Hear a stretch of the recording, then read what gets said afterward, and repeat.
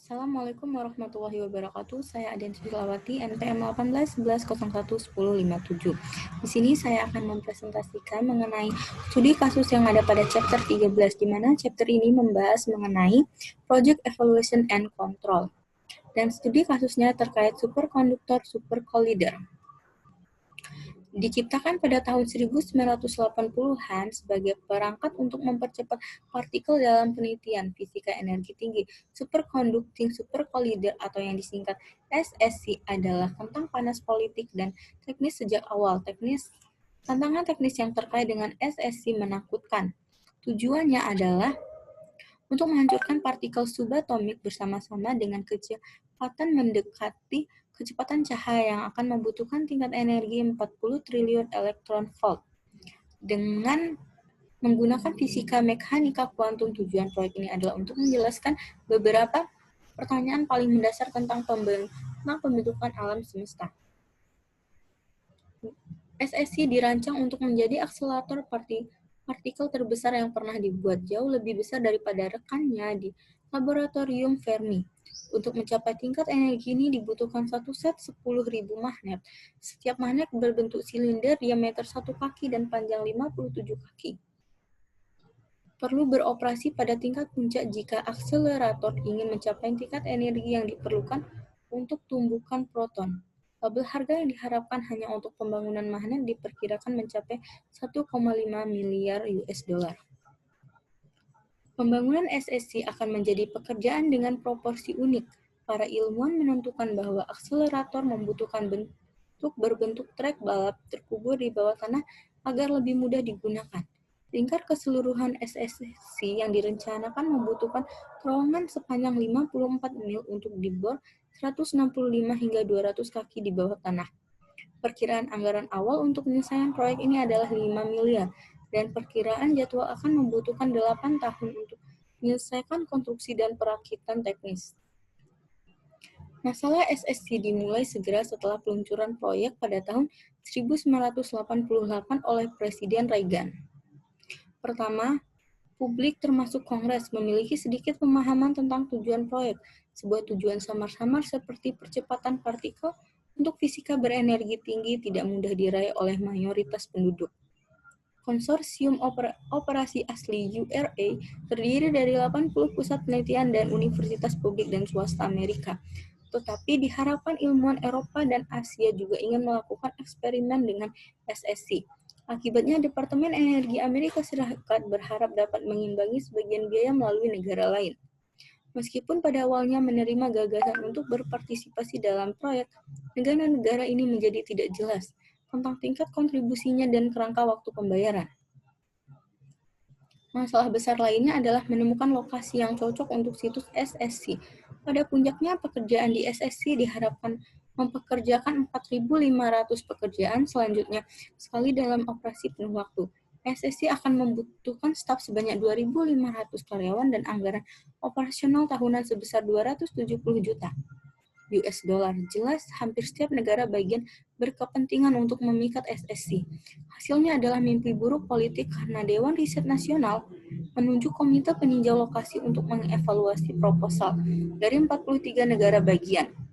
Setelah membuat penilaian berdasarkan serangkaian kriteria kinerja dan kemampuan, panitia mempersempit daftarnya menjadi 8 negara bagian. Akhirnya pada akhir 1988, kontrak untuk SSC diberikan kepada Wekesin Tekas di atas lahan seluas 600.000 hektar di selatan Dallas. Sementara Tekas sangat senang dengan penghargaan itu, keputusan itu membuat sejumlah negara bagian lain kecewa dan perwakilan Kongres mereka juga kecewa.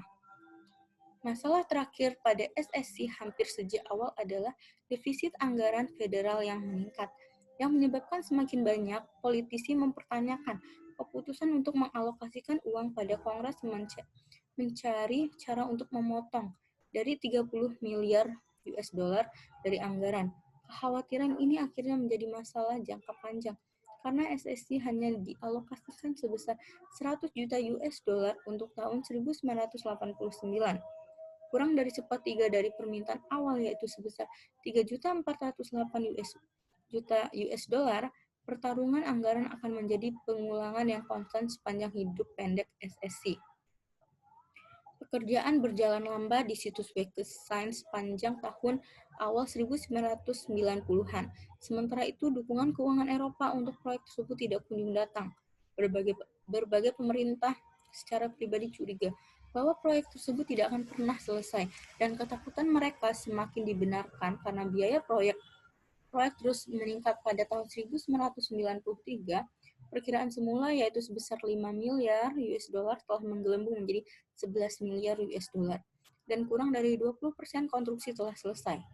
Prosesnya semakin melambat ketika Kongres mulai menyelidiki pengeluaran dan memutuskan bahwa prosedur akuntansi tidak memadai. Jelasnya, pengendalian anggaran dan jadwal proyek menjadi perhatian serius. Dalam rangka putus asa terakhir untuk menyelamatkan dana SSC, Menteri Energi Hazel O'Leary memecat URA sebagai kontraktor utama untuk proyek konstruksi tersebut. Ada pembicaraan untuk mengganti URA dengan kontraktor yang sudah terbukti. Martin Marietta dan Bechtel adalah kedua kandidat utama. Namun pada saat itu adalah kasus yang terlalu sedikit, terlalu terlambat. Biaya terus meningkat dan pekerjaan berjalan dengan sangat cepat sehingga ketika anggaran federal tahun 1994 disatukan, dana untuk SSC telah dihapus seluruhnya. Proyek itu mati, biaya tidak dapat dipulihkan bagi pembayar pajak Amerika Serikat dari proyek yang dibatalkan, diperkirakan sebesar 1 miliar dan 2 miliar US dollar. Keyword yang terdapat pada studi kasus ini yaitu yang pertama, project control. Terdapat pada halaman 453 paragraf 2 dan baris pertama. Proyek ini tidak berjalan dengan lancar. Dilihat dari banyaknya permasalahan pada proyek ini seperti masalah teknis, masalah biaya, hingga masalah penentuan lokasi. Yang selanjutnya, project budget yang terdapat pada halaman 455 paragraf 3 dan baris ketiga, paragraf 4 dan baris ketiga. Permasalahan pada proyek ini yaitu terkait pada budget yang terus meningkat, di mana pada tahun 1993 diperkirakan biaya sebesar 5 miliar telah menggelembung menjadi 11 miliar, dan kurang dari 20% konstruksi telah selesai. Prosesnya semakin melambat ketika Kongres mulai menyelidiki pengeluaran dan memutuskan bahwa prosedur akuntansi tidak memadai. Dan yang ketiga mengenai communication yang terdapat pada halaman 477 paragraf 6 dan baris ketiga. Adanya komunikasi yang buruk pada proyek ini, pekerjaan berjalan dengan lambat sepanjang awal 1990-an. Sementara itu, dukungan keuangan Eropa untuk proyek itu tidak kunjung datang, sehingga menimbulkan kecurigaan proyek tersebut tidak akan pernah selesai. Itu tadi presentasi dari saya mengenai studi kasus yang ada pada chapter ini. Terima kasih. Wassalamualaikum warahmatullahi wabarakatuh.